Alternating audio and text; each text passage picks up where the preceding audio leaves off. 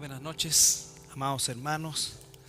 Les saludo en el amor del Señor a los que estamos aquí esta noche aquí en nuestra iglesia y también a todos los que nos ven a través de la señal en nuestro canal de internet. Vamos a comenzar este estudio, pero antes de eso, por supuesto, vamos a orar. Padre amado, te damos gracias en esta noche, esta tarde-noche, Señor, aquí los que estamos reunidos en nuestra iglesia, Padre, así como también aquellos que nos ven. Queremos pedirte, Padre amado, que a través de este estudio podamos aprender acerca de ti, Señor, de tus planes, aquellos que realizaste en el pasado y que iluminan el camino realizando ahora y en el futuro, Señor. Gracias, Señor, por la libertad que tenemos de hacerlo, Padre amado. Bendice a cada uno de los que estamos aquí, a los que nos ven a través de la señal, en el nombre de Jesús.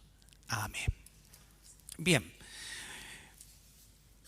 Bueno, el día de hoy, hermanos, hermanas, vamos a continuar con el estudio que se llama, para que lo recordemos, las raíces hebreas del Nuevo Testamento.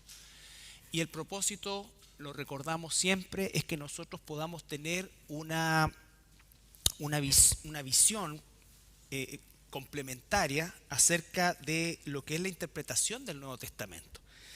El Nuevo Testamento, por supuesto que nosotros podemos entenderlo, leerlo, pero en cuanto a la interpretación propiamente tal, se enriquece demasiado con el conocimiento del Antiguo Testamento. Entonces, ¿por qué? Porque entendemos también que todo aquello que nos enseña el Antiguo Testamento, aunque en su gran mayoría es una historia bastante densa, podríamos decir, constituye la base de lo que los apóstoles usaron, el mismo Señor Jesucristo usó, y por lo tanto su desconocimiento nos quita un porcentaje muy grande de la interpretación neotestamentaria. Y eso en algunos casos lleva a interpretaciones erróneas de pasajes del Nuevo Testamento que no pueden ser concebidos sino a partir del Antiguo Testamento. Entonces, esa es la importancia que tiene esto.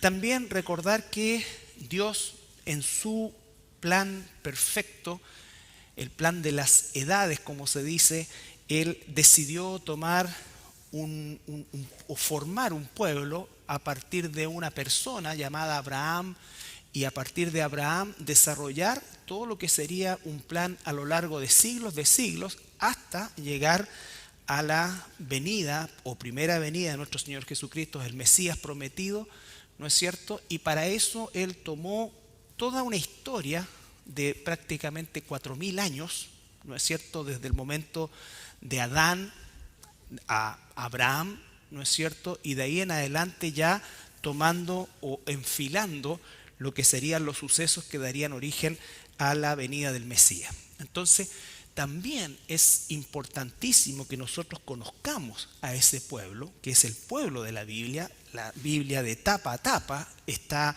permeada por la cultura judía, la cultura israelita, y por los planes de Dios específicamente con su pueblo, ¿no es cierto? Su pueblo físico, por decirlo de alguna manera, inicialmente, que era Israel. Y recordar siempre que Israel está todavía y estará por siempre vigente en el plan de Dios. Recuerde que nosotros somos los injertados en ese olivo, ¿no es cierto? Por lo tanto, ese olivo está completamente vigente. Ustedes saben que hay, o quizás han escuchado, posturas de algunas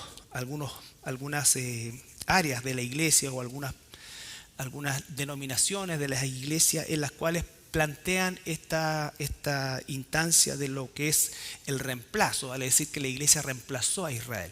No, la iglesia no ha reemplazado a Israel, y así como Israel no reemplaza a la iglesia. O sea, son dos pueblos, dos entidades que crecen de forma paralela y que la iglesia se injerta en el olivo, ¿no es cierto? El olivo de Dios, y nosotros somos el olivo o la rama silvestre que es injertada en el olivo original. Entonces, ambas historias corren en paralelo.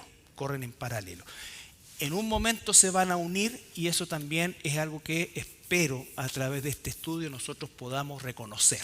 Ya no en términos sanguíneos, si se pudiera decir, o étnicos, o raciales o tribales, sino que en términos espirituales. Pero lo espiritual no quita lo físico, ¿no es cierto?, del pueblo de Israel, sino que lo espiritual implica el punto final hacia donde van a converger estas dos entidades que son Israel y la iglesia, ¿ya?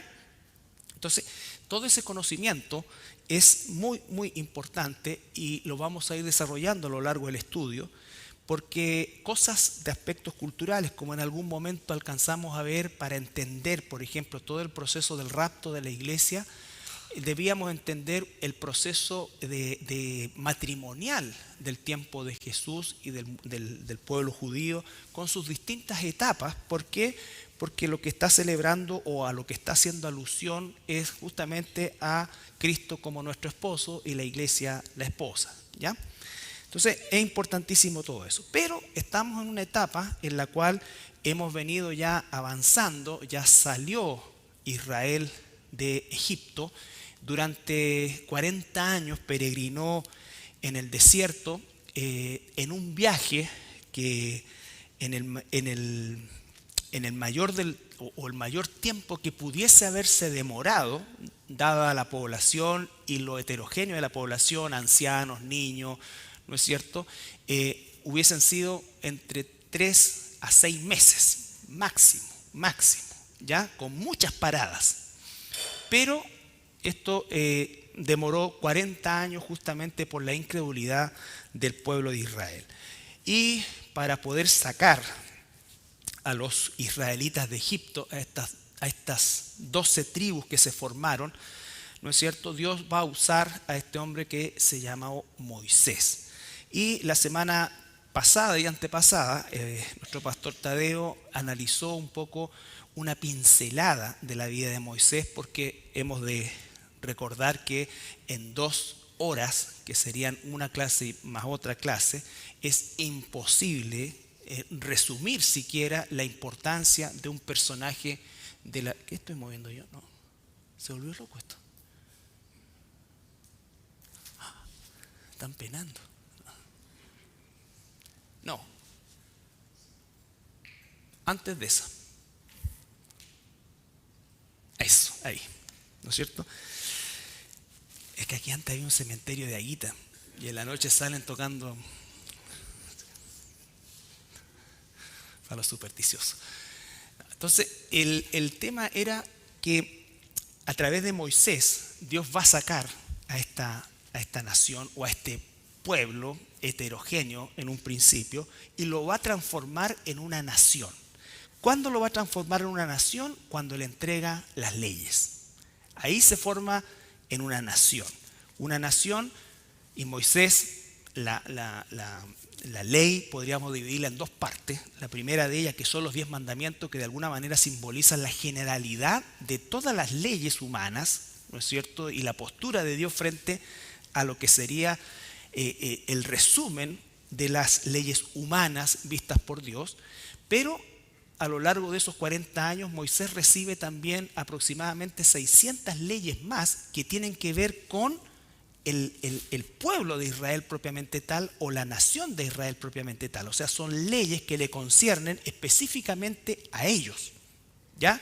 Nosotros, por supuesto, absorbemos principios en muchos casos, pero esas leyes les concernían a ellos ahora como nación, ¿ya?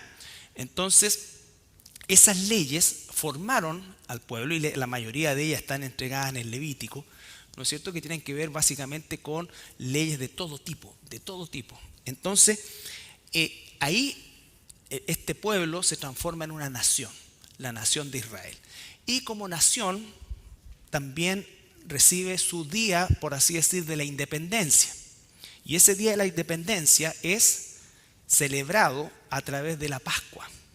La Pascua que celebraron el día 14 de Nisán, antes de salir, es aquella primera Pascua, ¿no es cierto?, determinó el día de su independencia, y de hecho ahí se empieza a contar el año judío. Y aquí es donde se producen un poco las diferencias, porque el primer mes, el mes de Nisán, 14, que iba a ser el día de la Pascua, de ahí parte el primer mes ahora, equivalía al séptimo mes anteriormente, ¿ya? Entonces ahí se produce una diferencia. Entonces el primer mes originalmente era el séptimo, ¿ya?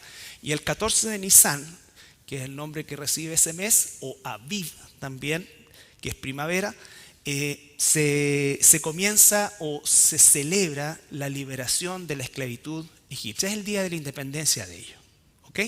Posteriormente, en el moderno Estado de Israel se establece el 14 de mayo como el día de la formación del moderno Estado de Israel, pero la contabilidad del tiempo empieza ahí en el mes de Nisan. Bueno, Moisés, conocemos su nacimiento, su infancia, su huida de Egipto después de haber asesinado al soldado egipcio, su llamado 40 años después, la siguiente,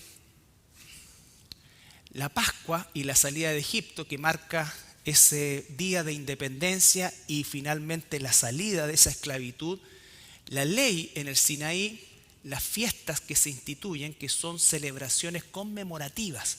Cada una de ellas tiene una imagen mesiánica, ¿ya? Cada una de ellas tiene una imagen mesiánica. Jesús, de hecho, cumple en su primera venida, o se cumplen en su primera venida 4 de estas fiestas, y quedan todavía 3 más por cumplirse, pero cada una de ellas la vamos a ver en orden cuando corresponda ese capítulo, ¿ya? Bueno, y aquí se desarrolla el tema de los espías que son enviados a la tierra, de los cuales nosotros sabemos que 2, Josué y Caleb, son los que dan el informe positivo, y el resto un informe negativo. El pueblo escucha a los 10 y no a los 2, y esto genera que definitivamente Dios decida no solamente dejar a ese pueblo cautivo o muerto en la tierra de Egipto, y de ahí se determina también, o Dios determina, que todos aquellos que entraron con menos de 20 años al desierto serían los que tomarían la tierra. Vale decir que las personas mayores que entraron a la tierra de Canaán, o a conquistar la tierra de Canaán, tendrían cerca de 60 años, ya los mayores de ellos, a excepción de Josué y Caleb, que fueron los que creyeron a Dios, ¿ya?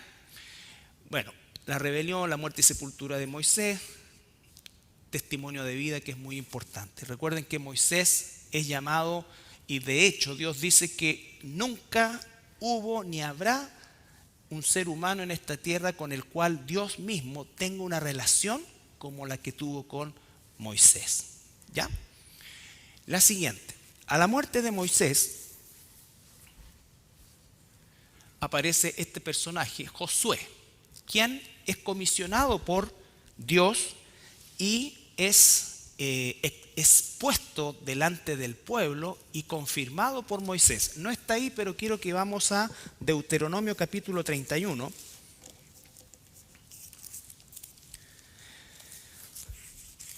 Deuteronomio, recuerden que es la repetición de la ley, es un resumen de la ley que se entrega a esta generación que nació en el desierto y que va a entrar a la tierra prometida. Deuteronomio capítulo 31, primero, a ver, sí, versículo 1 al 9.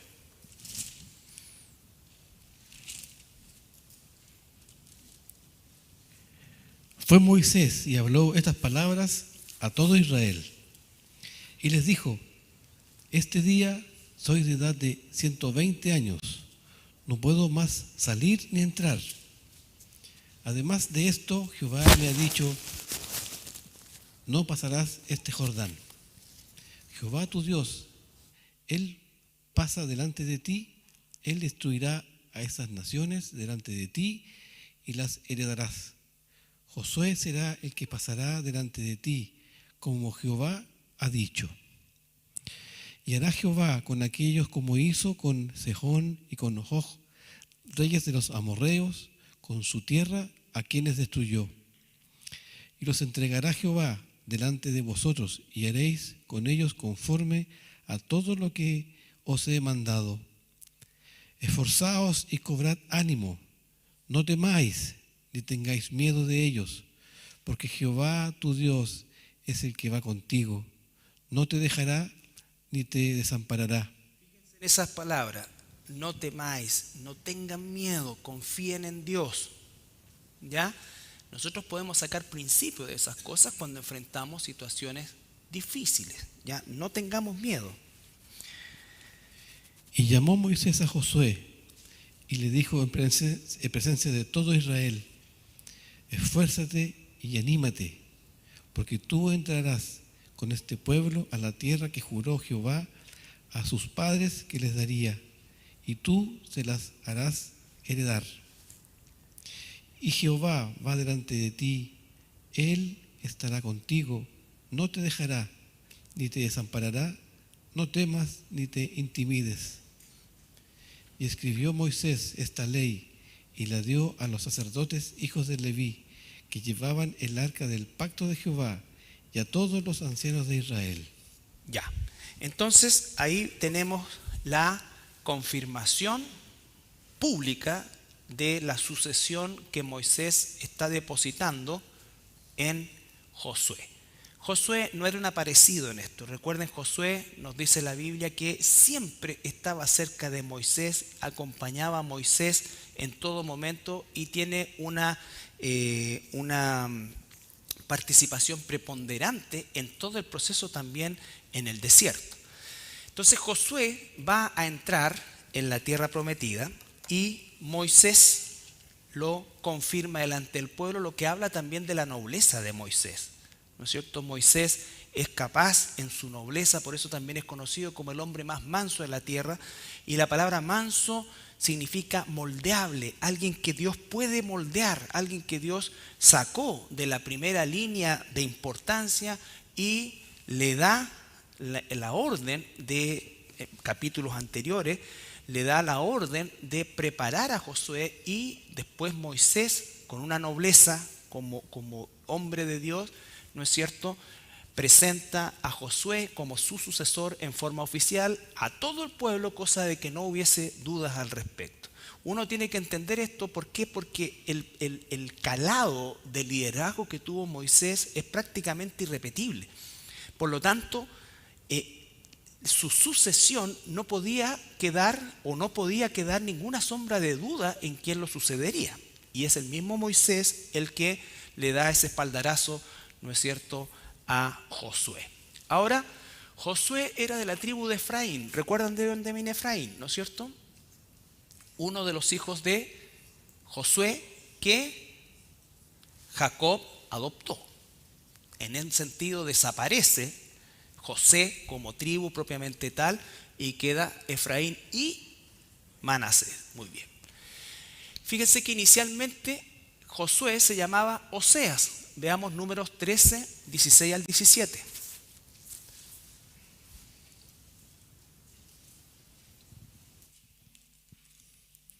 Estos son los nombres de los varones que Moisés envió a reconocer la tierra. Y a Oseas, hijo de Num, le puso Moisés el nombre de Josué. Y los envió pues Moisés a reconocer la tierra de Canaán, diciéndoles: subid de aquí al Negueb y subid al monte.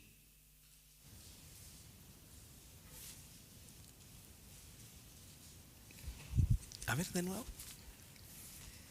Y observad la tierra como es, y el pueblo que la habita, si es fuerte o débil, si poco o numeroso. No. Vuelve a leerme Números 16. Estos son los nombres de los varones que Moisés envió a reconocer la tierra. Y a Oseas, hijo de Num, le puso Moisés el nombre de Josué. Ya. Fíjense que Oseas es Yoshea en hebreo y significa salvación. Por alguna razón, inspirado por Dios, entendemos, pero que no se explica, Moisés le coloca delante de Osea, le coloca el tetragramatón, Yahweh, ¿no es cierto? Entonces es Yoshua, que es el mismo nombre que recibe Jesús, en griego Jesús, pero es Yoshua en hebreo, y es la combinación del nombre de Dios con salvación. Entonces significa Jehová salva. ¿Ya? Recuerden, esto es mucho antes de que entraran a la tierra prometida y todo eso. Entonces, Oseas o Yoshea significa salvación. Cuando los israelitas decían Yoshana, que nosotros decimos Hosana, lo que están diciendo es salvación. Yoshana, Aná significa ahora. Entonces, sálvanos ahora. Hosana es sálvanos ahora. Oseas es salvación. Yeshua es Josué, ¿no es cierto? Jesús, que significa Jehová salva. ¿Ya? De la tribu de Efraín. No olviden eso. La siguiente.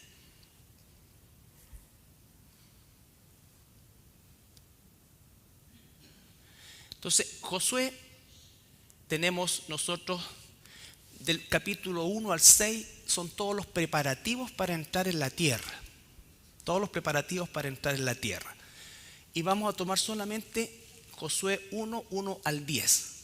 Después del capítulo 6 al 12, relata la mayor cantidad de batallas que se libran en la tierra prometida. Pero la primera es el llamamiento de Josué y la preparación del pueblo para cruzar el Jordán.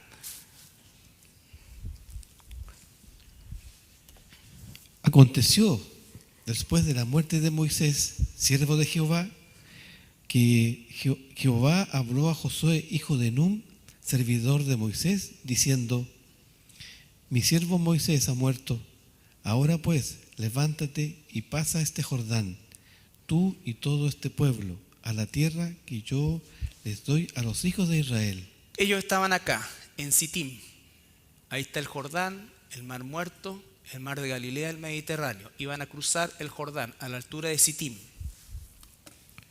Yo os he entregado, como lo había dicho a Moisés, todo lugar que pisare la planta de vuestro pie, desde el desierto y el Líbano hasta el gran río Éufrates, toda la tierra de los Eteos, hasta el gran mar donde se pone el sol, será vuestro territorio. Nadie te podrá hacer frente en todos los días de tu vida. Como estuvo con Moisés, estaré contigo. No te dejaré ni te desampararé. Esfuérzate y sé valiente, porque tú repartirás a este pueblo por heredad la tierra de la cual juré a sus padres que la daría a ellos. Solamente esfuérzate y sé valiente para cuidar de hacer conforme a toda la ley que mi siervo Moisés te mandó. No te apartes de ella ni a diestra ni a siniestra, para que seas prosperado en todas las cosas que emprendas.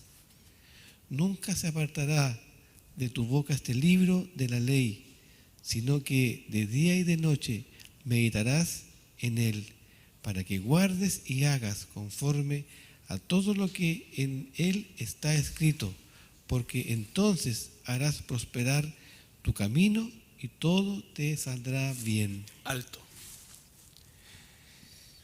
Versículo 5. Primero, versículo 4. Desde el desierto y el Líbano. Pausa.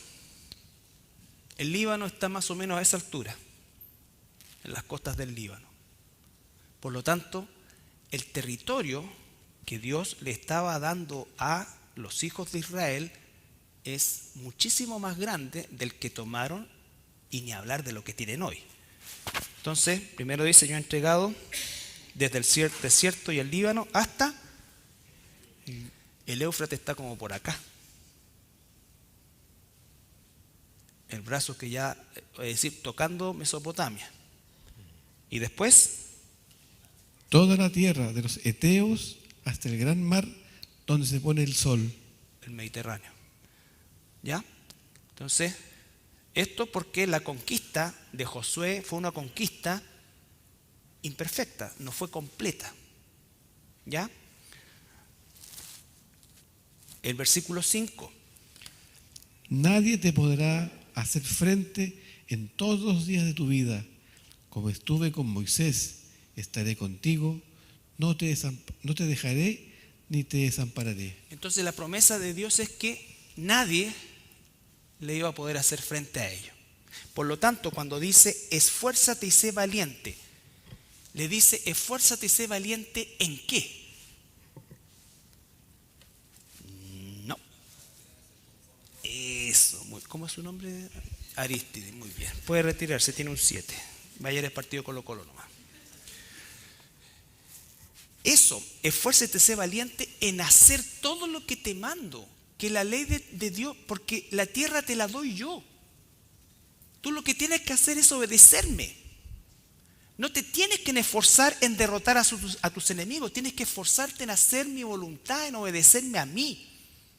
Entonces, nosotros tenemos que aprender de esto como una pequeña aplicación, una pequeña gran aplicación, es que el esfuerzo que tenemos que hacer nosotros no es en vencer a nuestros enemigos, sino que es en obedecer la voluntad de Dios. Y le dice, esfuérzate, sé valiente. Y le vuelve a repetir el versículo 7.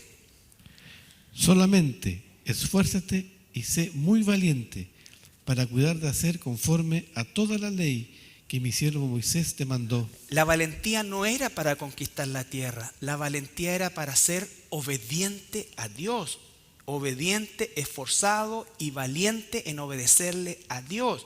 Cuando Dios dice por aquí y todos vienen contra mí, si Dios dice allá, allá voy.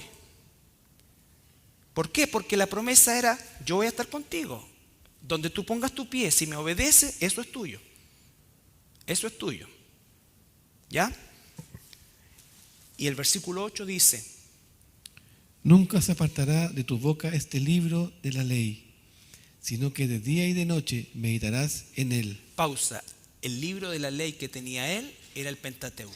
Solamente tenía los 5 primeros libros escritos por Moisés. Esa era la ley que él tenía que cumplir, eso era lo que él tenía que obedecer. ¿Ya? No desviarse ni a derecha ni a izquierda. No desmaye ninguna cosa, pero el centro, lo que quiero es que el centro de ese esfuerzo y esa valentía era obedecer a Dios. Obedecer a Dios. Porque eso es lo que nos cuesta. Eso es lo que nos cuesta. Confiar en Dios. Confiar en que lo que Dios dice es. Él dice, yo te voy a dar eso. Te voy a dar eso. Yo te voy a dar la salida. Yo estoy contigo. Yo estoy en control. Pero esfuérzate y sé valiente en obedecer. No claudiques en hacer. Porque la tentación es a desviarme la ley de Dios. Porque pareciera que este camino es como el más indicado. ¿Ya? Ok. Entonces Dios llama a Josué. Pero fíjense que el versículo 10, ahora sí, Sergito. Y Josué mandó a los oficiales del pueblo diciendo, Sigue. pasad por el medio del campamento y mandad al pueblo diciendo, preparaos comida, porque dentro de 3 días pasaréis el Jordán para entrar a poseer la tierra que Jehová vuestro Dios os da en posesión. Ellos tenían que conquistar una tierra entregada. La tenían que conquistar ¿cómo? Obedeciendo a Dios. ¿No es cierto? Josué, él era eminentemente un líder militar. Moisés era un líder multifacético, espiritual, militar también, porque libró algunas batallas. Pero Josué era eminentemente un líder militar. ¿Ya? Y él hace lo que tiene que hacer. Prepara al pueblo, prepara las raciones, ¿no es cierto? Porque obedecer a Dios implica organizar todo lo que está, en definitiva, que se debe hacer. ¿Ya? Pero tenía que confiar en la forma y el método de Dios. ¿Dónde vamos a ver eso?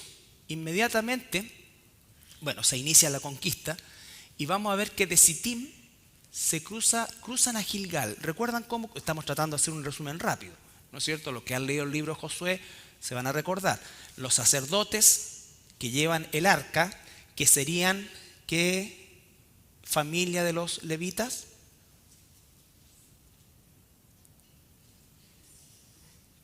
No, los coatitas. Los coatitas eran los que llevaban el arca. ¿Ya? Entonces los coatitas ponen sus patitas en el Jordán y el Jordán dice que a diferencia del Mar Rojo que se abre, ¿no es cierto?, el Jordán dejó de correr y se produjo una muralla y entonces pasaron por seco, ¿ya? Y pasan a Gilgal, que va a ser como su centro de operaciones durante la conquista, ¿ya? Y la primera, bueno, en Gilgal celebran la Pascua y ocurre también un evento con todos los israelitas varones jóvenes nacidos en el desierto que no habían sido circuncidados, fueron circuncidados. Esperaron un par de días o una semana, no se sabe, hasta que cicatrizaron, se le acabara el dolor. Menos mal que no nacimos en esa época. Y venía la primera ciudad. Y si ustedes recuerdan, ya habían ido 2 espías, entraron en Jericó y fueron albergados y protegidos por una mujer de profesión, ¿no es cierto? Era prostituta ella y vivía en una casa pegada al muro. Y esa mujer se llamaba Rahab, ¿no es cierto? Ella cuida de los espías y les pide y les hace comprometerse que cuando vengan los israelitas. Ahora, si ustedes leen el libro de Josué completo, ¿no es cierto?, se dan cuenta que el pueblo estaba paralizado. Ya habían escuchado lo que Dios había hecho, habían escuchado eso y estaban todos temerosos. O sea, por lo tanto estaban todos asustados, sabían que venía esto. Y entonces Rahab le hace prometer a estos espías que cuando ocurran esos eventos, todos los que estuvieran en su casa, la familia de ella, fuera preservado. Y así fue, al punto que Rahab está en la genealogía de Jesús. Ya, Dios no hace excepción de personas. Entonces, aquí va a venir la conquista de Jericó. ¿Y qué es lo que le dice Dios a Josué? ¿Recuerdan ustedes? Josué, durante 6 días vas a dar una vuelta por todas las murallas. Y al 7º día vas a dar 7 vueltas y a la 7ª vuelta los sacerdotes van a tocar el shofar y ustedes tienen que gritar. Eso se lo dijo a Josué, no fue un altoparlante que escuchó todo el pueblo. Imagínense ustedes el 2.º día, los israelitas, el resto de los millones que estaban ahí, o del millón que estaba ahí. ¿Qué le pasó? No sé, no te está para mí que se volvió loco. Entonces, esfuérzate y sé valiente para hacer que el pueblo haga lo que tiene que hacer. Dios le dio esa palabra a él y él tenía que organizar al pueblo que obedeciera. ¿Ya? Seguramente murmuraban en el camino, que es menos mal que nosotros no somos así, y murmuraban, ¿qué le habrá pasado a este? ¿No es cierto? Y daban vueltas a través de los muros, 6 días, ya te creo una, pero ya 6 días. Y la gente arriba en el muro mirando. Y al 7º día pasa todo eso y las murallas caen. ¿Ya? El muro de Jericó, que el Señor me dio el privilegio de estar ahí, medía cerca de 20 metros de ancho, porque había un muro inicial, había como un puesto de guardia y después venía otro muro. O sea, no era un muro así como quien dice una pared, era una cosa gigantesca, maciza. ¿Ya? Y entonces caen los muros. Me acordé de las alabanzas, los muros caen. Ya. Y vamos a ver qué es lo que le dice Dios a Josué. Josué, capítulo 6, versículo 20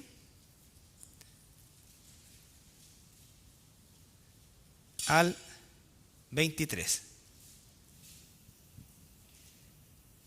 Entonces el pueblo gritó y los sacerdotes tocaron las bocinas, y aconteció que cuando el pueblo hubo oído el sonido de la bocina, gritó con gran vocerío, y el muro se derrumbó.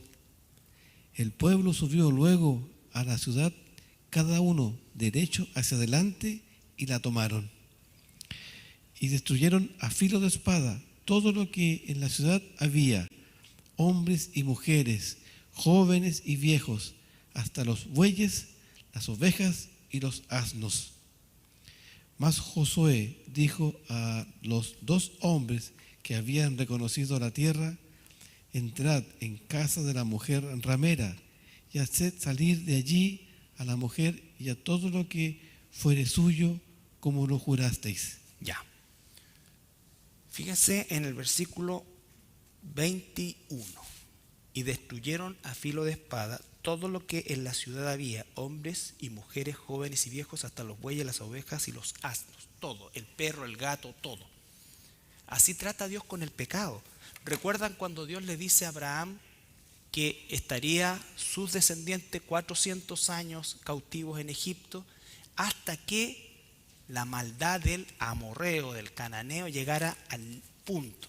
Esta era una población completamente pervertida, adoraban una serie de ídolos, de los cuales Quemos y Baal eran los peores, a los cuales se les sacrificaban niños, todo lo que tú pudieras imaginar, ¿no es cierto? Y Dios le dice: arrasa con todo. ¿Ya? Eso, hermanos, esfuérzate y sé valiente en obedecer lo que Dios te dice. Que no te dé pena, porque Dios trata así con el pecado. Dios trata así con... Nosotros, como estamos en un concepto de entender la gracia de Dios, pensamos que podemos pecar, y de hecho muchas veces pecamos y como que no pasa nada. No, pero las cosas se van acumulando, y aquellos que mueren sin perdón de Dios, todos sus pecados van a ser descubiertos y juzgados en el día del juicio final. Juicio del cual nosotros somos salvos solamente por gracia, pero eso no nos da licencia para pecar, al contrario. Al contrario. Por eso es que el cristiano se tiene que, una vez nos arrepentimos para salvación, pero constantemente nos arrepentimos para santificación. ¿Ya? Entonces, ese es el trato del pecado. Por eso es que el libro de Josué se estudia poco en las iglesias. Todos se quedan con esfuérzate, sé valiente, y lo agregan para el deporte, para el trabajo, todo. O el capítulo 24, yo y mi casa serviremos al Señor. Pero se comen 20 capítulos o 22 capítulos entre medio que hablan de es súper cruento. Es súper cruento. ¿Ya? Porque así Dios limpia del pecado. Así Dios limpia del pecado. ¿Ya? No estoy aquí para justificar a Dios ni nada por el estilo. Es su palabra, Él es soberano y Él nos muestra cómo trata con el pecado. ¿Ya? Entonces, para que nosotros pensemos siempre que Dios no es que haya bajado su estándar, es que ahora podemos acercarnos confiadamente al trono de la gracia y buscar perdón y socorro en Él. Bien, se inicia la conquista y más o menos Josué vence a 35. Recuerda usted que toda la tierra de Canaán estaba constituida por muchas ciudades-estados que tenían sus propias monarquías pequeñitas. ¿Ya? Entonces, Josué vence aproximadamente 35 de estos reyes cananeos, pero no los venció a todos. De hecho, hay un episodio que no lo vamos a ver, que hace engañado, pero el pecado de él estuvo en no consultar a Jehová y se tragó una mentira de los gabaonitas. ¿Ya? Y durante aproximadamente 10 años fueron todas esas batallas hasta que Dios da descanso a Josué y se establece la primera capital del pueblo de Israel, que todavía no era un reino, ¿no es cierto?, en la ciudad de Silo, que está aquí. Aquí. ¿Ya? Y esa va a ser la capital de Israel durante cerca de 400 años. Hasta que el rey David la va a cambiar a Jerusalén. Porque Jerusalén no fue conquistado en ese tiempo. Los jebuseos no fueron conquistados en el tiempo de Josué. Entonces, la importancia de Silo es mucho porque ahí se estableció el tabernáculo. Y ahí va a venir la historia, quizás la más relevante de todas, es la historia de Samuel, que nace en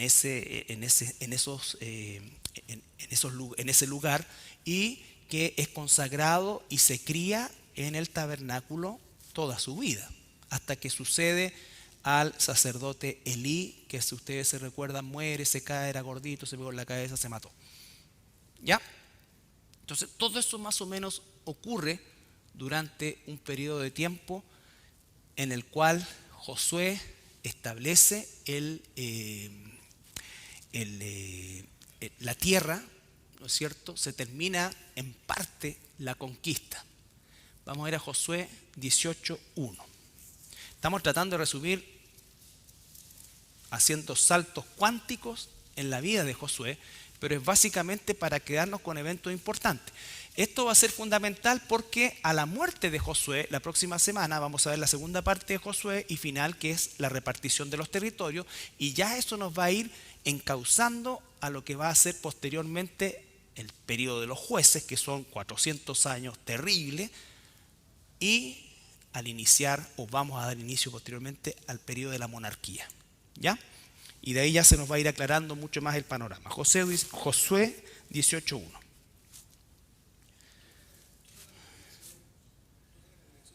No se escucha.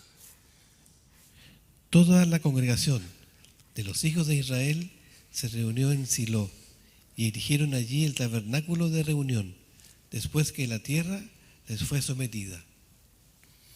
Sigue, por favor, disculpa. Pero habían quedado de los hijos de Israel 7 tribus a las cuales aún no habían repartido su posesión. Y Josué dijo a los hijos de Israel: ¿hasta cuándo seréis negligentes para venir a poseer la tierra que os ha dado Jehová, el Dios de vuestros padres? Ya. ¿Qué estaba pasando? El orden era conquistar la tierra y establecerse, dispersarse en la tierra, ¿no es cierto? Pero ¿qué es lo que estaba sucediendo? Se estaban quedando. Recuerden que la tendencia es esa. Recuerden por qué es finalmente que Dios confunde los idiomas en Babel, porque era dispérsense por toda la tierra y que hacían ellos se tendían a aglutinar. Entonces aquí está sucediendo una situación más o menos similar y Josué le dice: ¿hasta cuándo? Tienen que ir y tomar esos territorios que ya están en manos nuestras, en manos nuestras. Entonces ellos querían quedarse, como quien dice, en la capital, que en ese caso era Silo. ¿Ya? ¿Se entiende esto? ¿Estamos bien? Este mapita es bien importante. Bueno, el Monte Nebo. ¿Qué importancia tiene el Monte Nebo? Muy bien. El Monte Nebo, recuerden que Moisés no entra a la tierra prometida, pero Dios le concede subir a la cima de este monte y echar una mirada panorámica de la tierra. ¿Ya? El Monte Nebo. Todo esto es hoy día Jordania. Y vamos a ver qué increíble, cuando veamos la repartición de las tierras, que esta tierra, por ejemplo, pertenecía a la tribu de Rubén. A la tribu de Rubén. Van a haber 3 tribus que se van a quedar del lado oriental del Jordán. Pero ahí del Monte Nebo, Moisés observa la tierra. Observa la tierra. ¿Ok? La siguiente. Bueno, después va a venir la distribución de los territorios, que van a ir del capítulo 14 al 19. Entonces, si nosotros podemos dividir Josué del capítulo 1 al 6, es toda la preparación para la conquista de la tierra. No obstante, lo que significó la confirmación de Dios y la garantía de Dios de que Él les había dado esa tierra. Él les había dado esa tierra. Esa tierra estaba habitada por cananeos y se estaba por cumplir lo que Dios le prometió a Abraham. Recuerden que cuando Dios le promete a Abraham, le dice tu descendencia, porque Abraham fue siempre un extranjero en su tierra o en la tierra, al punto que, si ustedes recuerdan, él tuvo que comprar un terreno o una heredad para poder sepultar a su esposa, a Sara, ¿no es cierto? Entonces él no vivió como propietario, pero la promesa era que sus descendientes, ahora esto se está desarrollando prácticamente 600 años después, estamos frente a esta instancia. La anterior, una cosa se me fue. Eso. Cuando nosotros hablamos de Silo o Shilo, significa descanso. ¿En qué otra parte de la Escritura nosotros vemos Silo? Hasta que venga Silo. Claro,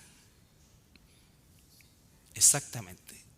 Es una forma, porque Mesías también significaba el descanso, la presencia del Mesías, el descanso. Entonces, Silo es un territorio, el día de hoy, arqueológicamente, este territorio es, bueno, todo el territorio en general, como siempre les he dicho, es muy pequeño, muy reducido, y Silo se sabe exactamente dónde estaba el tabernáculo, ¿ya? Dónde estaba el tabernáculo. Y la importancia es que esta ciudad se constituyó en la guardiana del arca de Jehová, y es la vez que el arca sale del tabernáculo y después el arca no vuelve a salir nunca más, ¿no es cierto?, hasta la destrucción de los babilonios.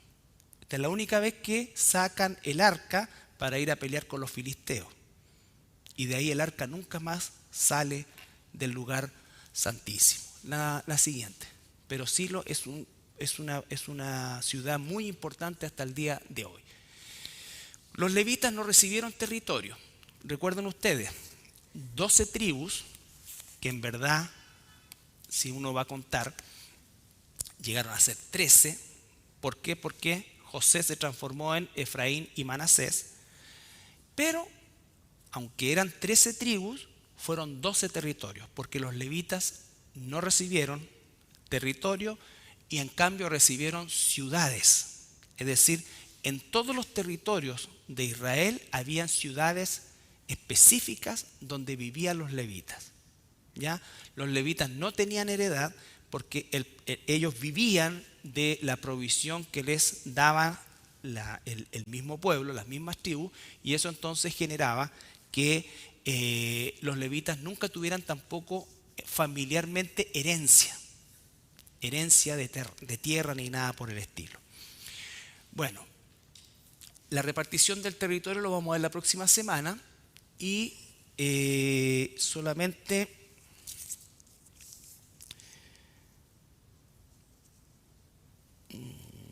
no, vamos a ver la próxima semana porque es más largo y no quiero que quede cortado.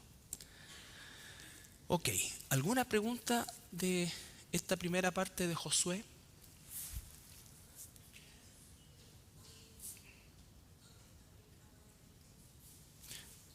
¿Le puedes prestar el micrófono? Porque me dicen siempre las personas de la internet que no escuchan las preguntas.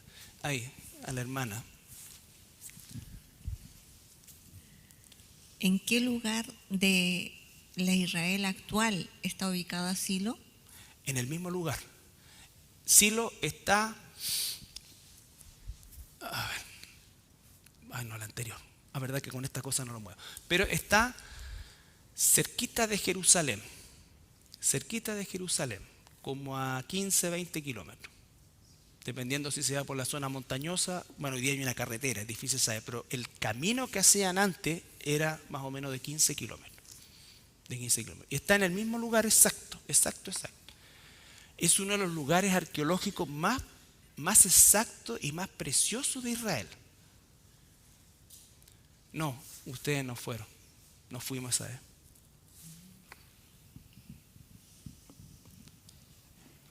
¿Alguna otra pregunta? Ok. Bien, la próxima semana terminamos con Josué. Posteriormente vamos a hacer un solo capítulo del libro de los jueces, que aunque son 400 años, la cosa es tan repetitiva, negativamente hablando, ¿no es cierto?, que vamos a darle mayor tiempo a lo que es la monarquía. Porque ahí con la monarquía nosotros vamos ya en tierra derecha a lo que va a ser el punto cúlmine de este estudio, que es cuando se divide el reino. Ya cuando se divide el reino, después venía el periodo de los cautiverios y finalizamos con el cautiverio romano, que es ya la antesala del inicio del Nuevo Testamento. ¿Ok? Bien, vamos a orar. Lore, ¿puedes orar tú ahora que está el micrófono ahí? ¿Sí?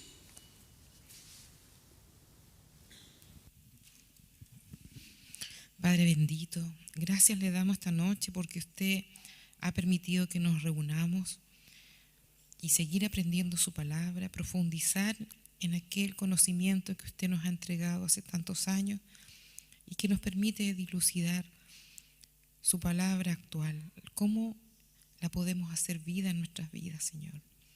Gracias le damos esta noche y le pedimos que nos bendiga a cada uno de nosotros, nos proteja en el regreso a nuestras casas y extienda su bendición hacia nuestras familias.